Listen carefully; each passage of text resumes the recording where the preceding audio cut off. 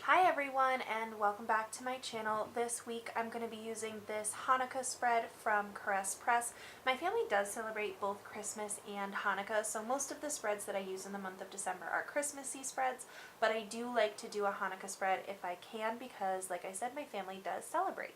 So the first thing I'm doing is putting down the bottom washi. I press it to my forearm first because these vinyl stickers can be difficult to pull up if you put them down, and so pressing it against my arm just makes it so that if I need to pull it up I can. I really only do that with the bottom washi, those big stickers that I'm likely to mess up. And then I decided I didn't really love the full checklists for this kit, so I'm going to use the glitter heart checklists instead of the full checklist. So the next thing I'm going to do is put down the full boxes. I like the order that they were in this kit. But then technically Tuesday is the first night of Hanukkah, so I was putting them down in order, but then I decided I wanted to put one of the menorahs on Tuesday and then put the other menorah on Friday, which is when I think I'm going to go over to my parents' house to do a Hanukkah meal. Normally I would go over on Tuesday night on the first night, but I have kind of like big things happening on Wednesday at work, and so I don't want to have that be like our big night of celebration because I want to be really focused for work the next day. So I just went ahead and finished putting down the full boxes. I tried to mix up where the dark and light backgrounds went. I don't know if I did a great job at that, but I tried. And then I really did want to color block this kit, and what I like to do with the Caress Press kits is try to match the date dot to the color. But because I'm using the glitter checklist and there's only one yellow, unfortunately that wasn't an option because I only had one yellow and I actually had two yellow colored date dots. So I'm just putting those down, and then I'm going to put the date covers across the top. If you've never ordered from Caress Press, first of all, do it. Her paper is so smooth and buttery. It's my favorite paper to use. Her colors are so vibrant. Her kits are beautiful. But her paper is really smooth and buttery, but the stickers are almost like a little bit thicker than what I'm used to working with. So the smaller ones are really tough to peel, not really tough, but tougher to peel up from the paper. You can kind of see on that sticker sheet where it's like a little bit wrinkled now from me trying to manipulate it to pull up the little date dots. But her paper really is my favorite. Whenever she's having a sale, I try to scoop up kits so that I'm not spending crazy money. And then when she has a kit like this, the Hanukkah kit, which is my favorite Hanukkah kit that I saw this year, I decided to splurge and go for it. So I'm going to do the glitter headers. I was just checking the order to make sure that I did them in the right order according to the checklists. And then I realized that from the last time I used checklists, the checklists are a little bit longer than fits correctly in that full box with the new way the kit is formatted. So normally what I would do is put down the header and then line up the top of the checklist. But instead what I'm doing is I'm actually lining up the bottom flag part of the checklist with the dotted line. And it's overlapping the glitter header a little bit, but I don't think you can really tell. In person you definitely can tell a little bit, but on camera I don't think you can really tell, and from far away you can't really tell. But I hated the way it looked with the bottom of the flag crossing that dotted line, so this is the way that I found that it worked for me and for my aesthetic and what I like. So that's just a little tip. If you don't want the flag of your checklist to cross the dotted line, put down the tips of the flag first. You could even move the glitter header up and the date covers up if you wanted to, if you didn't want to have the top of the checklist flag covering part of the glitter header. You could definitely do that, or like if you weren't color blocking or something. But that's just how I figured out how to make it work. Then I went ahead and put down the flags for the top of the planner to cover up that mint green. Her kit comes with flags for the new planner and the old planner, so if you're still working with an old planner, I'm sure those will stay in her kits until the new year. I don't know why they wouldn't.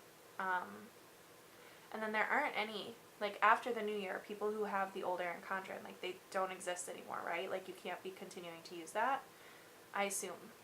So I'm putting the quote in, or the quote full box in the corner here, the one that says Happy Hanukkah. And then I went ahead and used all 3 habit trackers that came with this kit because I just kind of felt like it, and I don't really use my sidebar that much, but I figured I may as well try this week. It's just not something that I can remember to do. Like, each day I come in and I update my daily plans, but I just never remember to go into my sidebar and update it. I don't know. How do you fix that? You can do plan to plan. Do you, like, write something in your daily box that's like, go update your sidebar? That sounds ridiculous, but I guess it's something I could do. Anyways, then I grabbed the weekly checklists, and I grabbed this week and a next week.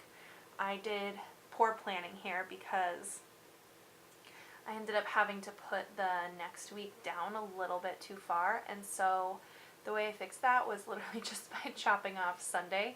So next week only is Monday through Saturday, which is a little bit silly, but whatever, it'll work. It's just, I think it's because I put that glitter header up top. It's meant to fit exactly perfectly without that. But I like to have a glitter header up there to kind of match the other glitter headers that go across. So bye-bye Sunday. Hopefully I don't have any plans for next week. The next thing I'm doing is filling in the glitter headers for each day. So I'm just laying the one above the full box directly above the full box, and the one on the middle section directly below the tip of the checklist flags. So it gives me a nice big middle section to plan my week. I end up putting most of my plans in the middle section. I like to do that before I go ahead and use the checklist. Like, I like to put the big things that happened each day there, and then more little things in the checklist space, like cleaning and whatnot. Because as a white space planner, I just like to have the middle section filled up, and I can use more icons there, and it's just like a little bit more fun than just writing something in the checklist. Like, I'm much more likely to have a fairly empty checklist than an empty center section. I'd much rather fill up the center section and leave parts of the checklist blank. And I think maybe once my life is a little bit busier, like once I have kids and once I am doing more, that might change. I might fill up those checklists a little bit more, but for right now, this is the way it is. I did throw a little piece of deco on that quote box because I wanted to add a little more pizzazz. And then I added a little bit of deco to the top with some of the little icons that came with this kit because they're so cute. Not icons, little deco. And I usually don't use that until the end of the week. At the end of the week, I'll toss down whatever deco's left in empty spaces. On Wednesday, I'm putting an appointment label because I have a staff meeting. I also have a formal observation that day, so it'll be a big day at work. And then I went ahead and put down a couple of things that I know are happening on Sunday. So Sunday is my planning day. It's also my laundry day. And she has these really cute script icons that I like to use. So I wanted to put those down. So I'm using a quarter box for planning, and then I actually grabbed some of the patterned washi for the laundry day. I almost never use washi, but I figured since I was using that cute little icon, I would go ahead and use the washi, and I do like the way it looked. The only other thing that I have to add for this week is, I think payday on Friday, which I'm going to mark with one of those larger flags right after I put the weekend banner down. And then a cute little nail polish bottle that comes with her kit that I put on Saturday because Saturday is usually the day. Usually I'll take off my nail polish on Friday, and then I'll figure out whatever kit I'm using for the next week and paint my nails on Saturday in like a coordinating color. I don't know. Does anybody else do that? I think that's like fun.